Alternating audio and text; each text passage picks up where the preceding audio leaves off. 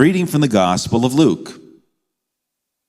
Jesus spoke to the crowds about the kingdom of God, and he healed those who needed to be cured. As the day was drawing to a close, the 12 approached him and said, "Dismiss the crowd so that they can go to the surrounding villages and farms and find lodging and provisions, for we are in a deserted place here."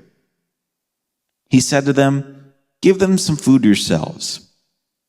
They replied, 5 loaves and 2 fish are all we have, unless we ourselves go and buy food for all these people." Now the men there numbered about 5,000. Then he said to his disciples, "Have them sit down in groups of about 50. They did so and made them all sit down. Then taking the 5 loaves and the 2 fish and looking up to heaven, he said the blessing over them, broke them, and gave them to the disciples to set before the crowd. They all ate and were satisfied. And when the leftover fragments were picked up, they filled 12 wicker baskets. When we read today's gospel, most of us in today's world read this story literally, and as a result, we focus on the miracle that happens literally in the story. After all, that's what the story says happened, so that's how it happened. However, your friendly neighborhood atheists, who also treat the story literally, would not accept this premise. Miracles are, by their very definition, not scientific and therefore cannot be what happened.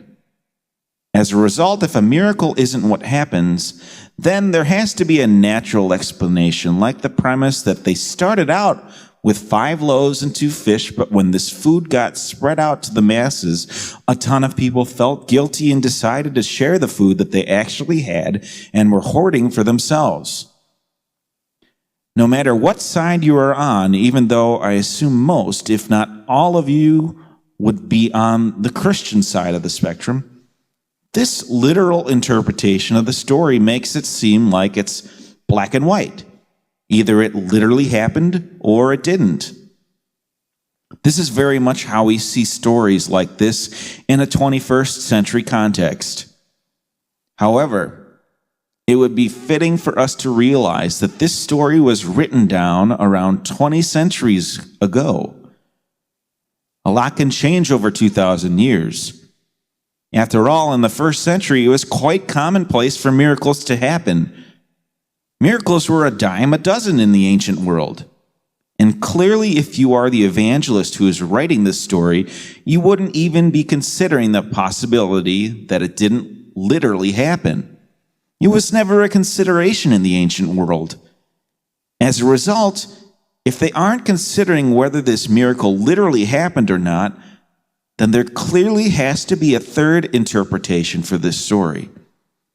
And this third interpretation isn't focused on the literal meaning at all, but what goes beyond what the story literally says. It asks the question, what does this story mean? For Luke's community, it's quite easy to see what the story means for them. First, of course, Jesus is the bread of life. Second, moreover, the story says that Jesus is the one who keeps them spiritually fed. Only through Jesus are they spiritually made whole. Feeding on Jesus is what keeps them going in a world where they were continually being oppressed at the hands of the Roman Empire. As an example, if any of you are fans of the Eagles like I am, one of their songs state, "When we're hungry, love will keep us alive." This gospel totally speaks to that fact. The love of Jesus keeps them alive, not just in good times, but more importantly during bad times. So, as a result, is it okay for us to ask the question of whether Jesus literally multiplied 5 loaves and 2 fish to such an extent that they had 12 wicker baskets full of leftovers? Sure, it's absolutely okay to ask. There's nothing wrong with that. However, My favorite theologian, Marcus Borg, had a perfect way of answering such a question when he says, "Believe whatever you want about whether it really happened or not." Now, let's talk about what the story means.